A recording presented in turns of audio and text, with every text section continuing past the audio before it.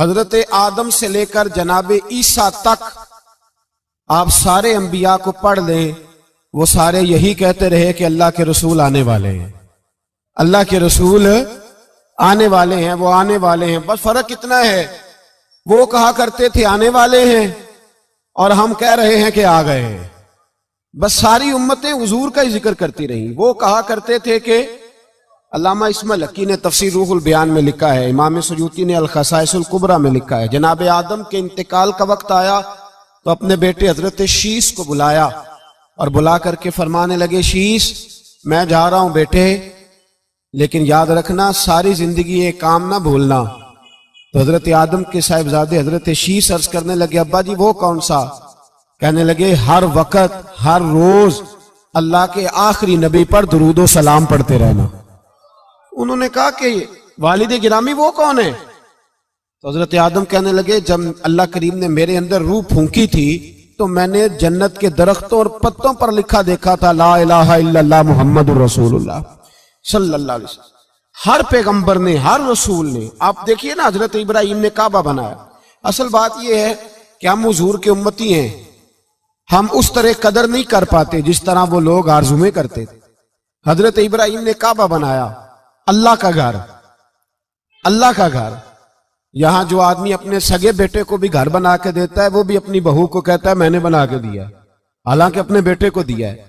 وہ بھی پوتوں کو کبھی کبھی بلا کے کہتا ہے تمہارے باپ نے کیا کمایا، میں نے دیا ہے۔ لوگ عادی ہیں، لیکن میرے عزیز حضرت ابراہیم نے اللہ کا گھر بنایا، اور جب بنا رہے تھے تو انداز یہ تھا کہ حضرت اسماعیل پتھر اٹھا کے لاتے تھے اور جناب ابراہیم خانہ کعبہ کی دیواریں بلند فرماتے تھے۔ اس عالم میں جب بنا چکے تو عرض کرنے لگے یا اللہ کعبہ میں نے بنا دیا ہے، اسے آباد کرنے والا رسول بھی عطا فرما دے۔ ربنا وابعث فیہم رسولا، یا اللہ وہ رسول ہمیں عطا فرما جو بڑی شانوں والا ہے۔ سارے انبیاء، حضرت سیدنا عیسیٰ علیہ السلام کہ کچھ امتی کہنے لگے عیسیٰ مردے زندہ کر دیتے ہو،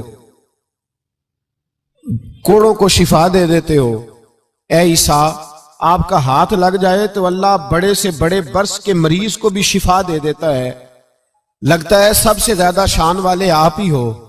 تو حضرت عیسیٰ کہنے لگے نہیں، وَمُبَشِّرٍ بِرَسُولٍ يَأْتِي مِن بَعْدِهِ اسْمُهُ احمد، فرمایا شان والا تو وہ ہے جس کی میں تمہیں خوشخبری دینے آیا ہوں، وہ میرے بعد آئے گا اور اس کا نام احمد ہوگا، وہ اس کی میں تمہیں خوشخبری دینے آیا ہوں۔ میرے بھائی، میرے رسول کریم سید عالم صلی اللہ علیہ وسلم کے بارے میں ہر نبی، ہر پیغمبر، ہر رسول یہ کہتے آئے وہ آنے والے ہیں، اور ہم کیا کہہ رہے ہیں؟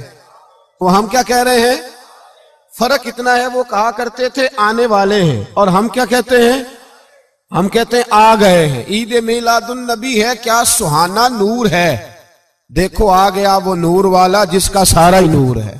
ہم یہ کہہ رہے ہیں کہ وہ آ گئے، بڑی عزت والا، بڑی شان والا۔ رب کریم بڑے بلند حوصلے والا ہے، وہ کسی کو جتلاتا نہیں کوئی شے دے کے، وہ نہیں جتلاتا، اس کو جو نہیں مانتے انہیں بھی روٹی دیتا ہے۔ جس نے ساری عمر نماز نہیں پڑھی اللہ نے اسے بھی بچے عطا فرمائے، اس نے ساری زندگی نافرمانی کی رب نے اسے بھی نعمتیں دی، کسی نعمت پر احسان نہیں جتلایا، لیکن فرمایا میرے نبی کے غلاموں ذرا ہوش سے رہنا، ذرا ہوش سے۔ ساری زندگی برادریوں پر ہی فخر کرتے رہے ہو، ساری زندگی بینک بیلنس اور جائیداد اور مال پر ہی تم نے فخر کیا ہے، فرمایا ایک فخر والی چیز میں تمہیں دے رہا ہوں، اور میں تمہیں بتا رہا ہوں لقد من اللہ علی المؤمنین اذ بعث فیہم رسولا۔ اور یار اس پہ کبھی غور تو کرو، اس پہ کبھی غور تو کرو، احسان جتلانا کوئی چھوٹی سی بات ہے؟ اور پھر مالک جس کے حوصلے پر کوئی کلام ہی نہیں کر سکتا، وہ مالک کے شان جتلا کے تجھے کہتا ہے او مسلمان تو چھوٹا سمجھتا ہے، تو شاید ہلکا جانتا ہے، ہوش کر اور اپنے اندر کے مصطفیٰ کریم کے اس غلام کو بیدار کر۔ رب فرماتا ہے میں نے تمہارے اوپر بڑا ہی احسان کیا، میں نے بڑا ہی احسان کیا۔ یا اللہ کیا؟ فرمایا اذ بعث فیہم رسولا، میں نے تمہیں اپنا شانوں والا رسول عطا کیا ہے۔ دیدہ دل کا دریچہ باز کرنا چاہیے، اور یا رسول اللہ جن کا تو آقا ہے ان کو ناز کرنا چاہیے۔ اب تھوڑا مسلمان ہونے پہ بھی فخر کرو، کبھی کوئی پوچھے تو اسے بتایا کرو ہم رسول اللہ کے غلام ہیں، یہ بھی ہماری برادری ہے، اور یہ سب سے بڑی برادری۔ اس برادری کے اندر بھی لوگوں کو لائیں۔ آپ کو پتہ ہے میلاد انقلاب کا نام ہے۔ میلاد جب تک نہیں ہوا تھا تو بیٹیاں زندہ دفن ہوتی تھیں۔ آپ علماء سے یہ سن تو لیتے ہیں، پر ذرا اس معاشرے کی بے حسی تو دیکھو۔ بیٹی جان ہوتی ہے باپ کی، بیٹی رونق ہوتی ہے گھر کی۔ ایک آدمی کے 11 بیٹے ہیں تو مجھے ایک دفعہ کہنے لگا دعا کریں اللہ مجھے بیٹی بھی دے۔ تو میں نے کہا 11 بیٹے ہیں، کہنے میری تو منجی نو رونا بھی کسے نہیں، بیٹے تو نہیں یہ کام کرتے، دعا کریں اللہ بیٹی دے، میری چارپائی کے پاس تو کوئی بیٹھے۔ او بھائی بیٹی جو اتنے وقار والی ہوئی تو آپ پڑھیے نا، حضرت داہیہ کلبی کہتے ہیں میں موجود تھا جب وہ شخص آیا تھا۔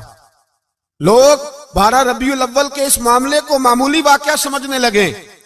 نہ بھائی ہم تمہیں پیغام دے رہے ہیں، یہ معمولی واقعہ نہیں۔ حضرت داہیہ کلبی کہتے ہیں اس شخص نے آ کے عرض کی یا رسول اللہ صلی اللہ علیہ وسلم میں نے 100 بچی زندہ دفن کی ہے، زندہ دفن۔ اور کہتے ہیں میری اپنی بیٹی، میں سفر پہ تھا تجارت پہ، تو میرے پیچھے سے میرے گھر میں بیٹی ہو گئی، میری بیوی نے اپنے میکے جا کے چھپا دی۔ تو میں واپس آیا تو اس نے کہا بچہ ہوا تھا فوت ہو گیا، میں نے دفن کر دیا۔ جب بچی 4-5 سال کی ہوئی تو مجھے پتا چلا میری بیٹی ہے۔ کہتے میں اسے لایا اور میں نے اسے کہا میں تیرا باپ ہوں، تجھے تحفہ لے کے دوں گا، کھانا کھلاؤں گا۔ کہتے ہیں وہ میرے بالوں سے کبھی لپٹتی، کبھی میرے سینے پہ ہاتھ رکھتی، کبھی میرا ماتھا چومتی، پر میں اسے لے گیا اور لے جا کر میں نے گڑھا کھودا، اور اس گڑھے میں اس بچی کو جب رکھا، اس نے باہر آنا چاہا تو میں نے اس کے سر پہ ضرب لگائی۔ جب چوٹ لگائی تو وہ دوبارہ گڑھے میں گری۔ میرا ویسے وجدان کہتا ہے کہ جب سے میلاد ہو گیا ہے، آج کسی باپ کی بیٹی اگر چارپائی سے گر جائے تو شاید وہ ساری رات سو نہ سکے کہ بچی گر گئی ہے میری۔ کہتے ہیں میں نے چوٹ لگائی سر پہ، خون بہا تو وہ گری، میں نے مٹی ڈالی، وہ ابا جی کہتی رہی۔ کہتے ہیں جب اس کا وجود چھپ گیا اور اس کے چہرے پر مٹی پڑنے لگی تو اس نے ایک لفظ کہا، وہ لفظ مجھے آپ کے پاس لایا ہے۔ وہ بیٹی کہنے لگی اے اللہ بتا تیرا رحمت للعالمین نبی کب آئے گا؟ یا اللہ بڑی بیٹیاں دفن ہو گئیں، بڑی مائیں منڈیوں میں بک گئیں، غریب بڑے لٹ گئے، پریشانیاں بڑی بڑھ گئیں، اللہ بتا نا تو اسے کب بھیجے گا؟ اب کتنی دیر ہے، اندھیرا بڑا گہرا ہو گیا، اب نہیں جیا جاتا، اب نہیں سہا جاتا، اللہ تو کب بھیجے گا؟ حضرت داہیہ کلبی کہتے ہیں وہ بتا رہا تھا اور نبی کریم بار بار اپنی چادر کا پلو اٹھاتے تھے اور اپنے آنسو پوچھتے تھے، بار بار چادر کا پلو اٹھاتے تھے اور آنسو پوچھتے تھے، بار بار اٹھاتے تھے آنسو پوچھتے تھے۔ حضرت داہیہ کلبی کہتے ہیں حضور نے پوچھا تیری جرت کیسے ہوئی، تو حوصلہ کہاں سے لایا؟ اس نے کہا محبوبہ پتہ نہیں، لیکن قربان جاؤں یا رسول اللہ صلی اللہ علیہ وسلم میں نے آج سویرے آپ کے ایک صحابی کو یہ کہتے سنا ہے کہ وَمَا أَرْسَلْنَاكَ إِلَّا رَحْمَةً لِلْعَالَمِينَ، تو وہ یہ رحمت للعالمین کے لفظ ہیں، یہ تو میں نے اپنی مرتی ہوئی بیٹی سے سنے تھے۔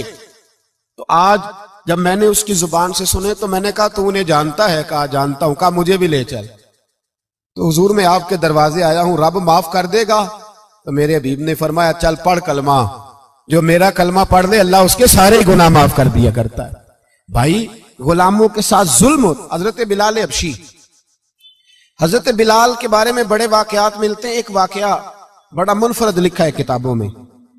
حضرت بلال سے لوگوں نے کہا آپ نبی پاک سے متاثر کیسے ہوئے؟ تو جناب بلال کہنے لگے میں زیادہ لوگوں کو، مکے کے لوگوں کو جانتا ہی نہیں تھا، چونکہ میری ڈیوٹی تھی گھر میں کام کرنے کی، اور مجھے سخت سزا ملتی تھی امیہ بن خلف کی طرف سے۔ بلکہ تحقیق یہ ہے کہ یہ عبداللہ بن جدان کے غلام تھے۔ امیہ بن خلف نے تو جب انہوں نے کلمہ پڑھا تو پھر خریدا۔ عبداللہ بن جدان کہنے لگا میں فارغ نہیں، آپ لے لیں، آپ اس کو سزائیں دیں۔